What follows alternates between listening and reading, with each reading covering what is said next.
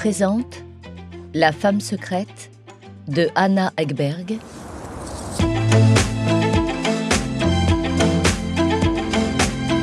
traduit du danois par Hélène Guillemard, lu par Juliette Croizat.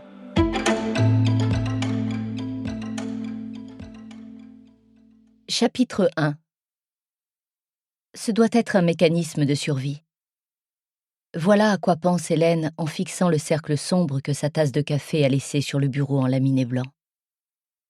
Ce doit être un mécanisme de survie, de choisir de se concentrer sur une chose aussi minuscule et insignifiante, alors que tout son monde est en train de s'écrouler.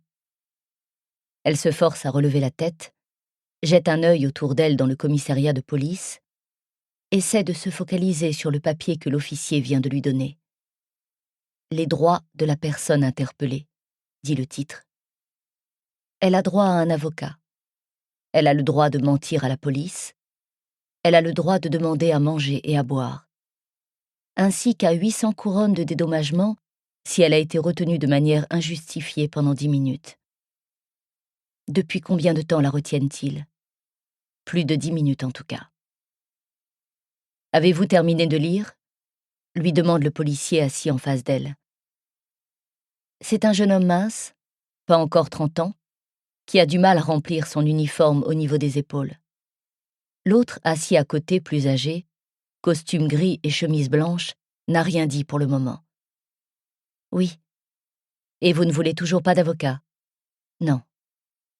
Le jeune jette un regard furtif à son collègue, le plus âgé se racle la gorge. Madame Soderberg, avez-vous compris pourquoi vous êtes ici? Avant même qu'Hélène ait eu le temps de répondre, un éclair traverse la pièce. Flash de lumière que les policiers ont remarqué eux aussi. Le plus âgé se lève aussitôt et crie en colère. « Quelqu'un pourrait virer les journalistes des fenêtres !» Hélène tourne la tête. Un nouveau flash l'accueille. Elle lève les mains, les deux mains, rien qu'un instant. Elle se rend. Ils peuvent bien avoir ce pourquoi ils sont venus. La photo de la célèbre Hélène Soderberg en état d'arrestation, menottée, humiliée. Fini. « Faites-les partir !» répète le vieux. Quelques jeunes policiers se précipitent vers l'entrée, on baisse les persiennes, Hélène s'en fiche. Ils peuvent photographier tout ce qui leur chante. « Madame Soderberg !» reprend le jeune homme avant d'inspirer profondément et de rectifier sa chemise. « Nous allons procéder à quelques examens. Effectuer un prélèvement de votre ADN, relever vos empreintes digitales, ce genre de choses. Cela demandera peut-être 1 heure. Comprenez-vous ce que je vous dis? Je suis prête à collaborer avec vous, répond Hélène. Ensuite, on vous assignera une cellule jusqu'à ce que vous passiez en audience préliminaire. Il l'observe. Qu'attend-il? Est-elle censée dire quelque chose? Mais tout d'abord, mon devoir est de vous lire l'acte d'inculpation. Cette fois, elle garde le silence. Le plus âgé hésite, puis il semble se décider, tire ses lunettes de la poche de sa veste. Il a l'air de s'exécuter de mauvaise grâce.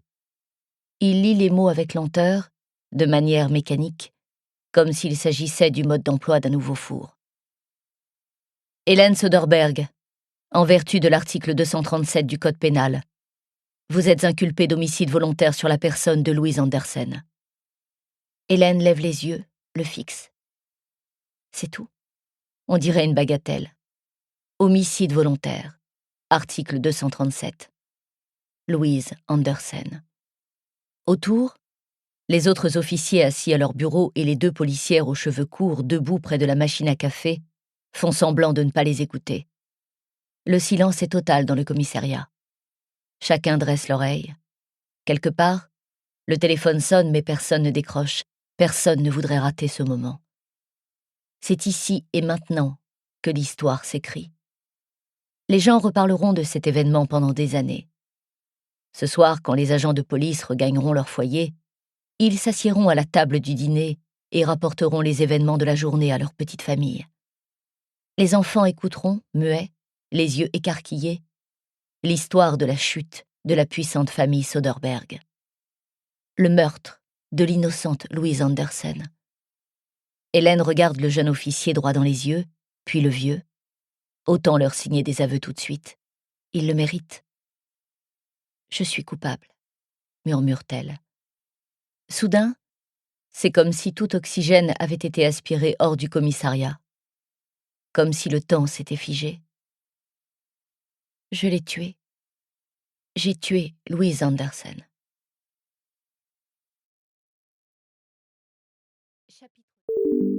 Nous espérons que vous avez apprécié cet aperçu. Pour continuer à écouter ce livre audio sur Google Play Livres, utilisez le lien dans la description de la vidéo.